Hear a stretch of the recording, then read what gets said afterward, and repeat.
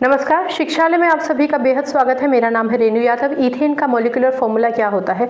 1 number का question है, बहुत ही सिंपल इसका आंसर है, लेकिन बच्चे अक्सर कंफ्यूज हो जाते हैं। तो जिन बच्चों को बेस कॉन्सेप्ट आता है उनको तो पता है कि ईथेन का मॉलिक्यूलर फॉर्मूला C2H6 होता है। जिनका बेस कॉन्सेप्ट क्लियर नहीं है वो ध्यान से सुनिए। जब कभी भी आप किसी भी कंपाउंड में ANE लिखा देखेंगे हाइड्रोकार्बन के, तो आप समझ जाइए कि ये एल्केन को बिलोंग करते हैं। ठीक है ना, एल्केन जिसका फॉर्मूला CnH2n+2 होता है। हमेशा याद रखिए, सबसे नंबर 1 का होमोलोगस सीरीज में मेंबर होता है मेथ।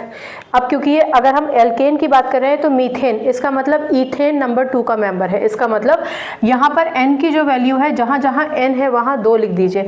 इसका मतलब C2H2 मल्टीप्लाइड बाई 2 + 2, कहने का मतलब C2H2 और 2 4 2 to the 4 और 2 C2H6।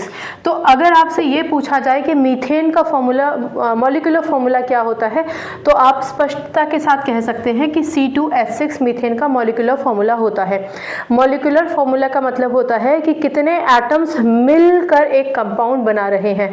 तो आप बहुत क्लियरली देख सकते हैं कि ईथेन में आपके पास 2 कार्बन हैं और आपके पास 6 हाइड्रोजन हैं। ये सारे के सारे जब मिल जाते हैं तो ये एक C2H6 कंपाउंड बना लेते हैं।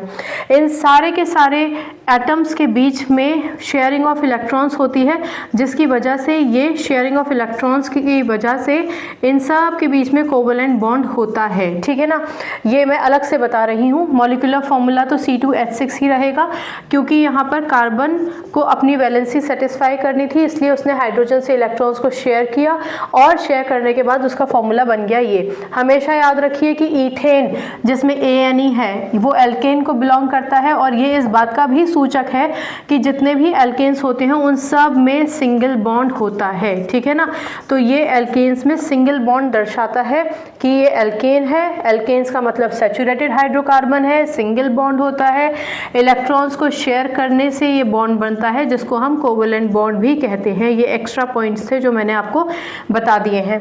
अगर आपको बिल्कुल भी कॉन्सेप्ट ध्यान नहीं है तो मैं याद दिलाना चाहूँगी, कार्बन जिसका एटॉमिक नंबर 6, कॉन्फ़िगरेशन 2 and 4 है, उस कार्बन के आउटर मोस्ट शेल में 4 इलेक्ट्रॉन्स रहते हैं।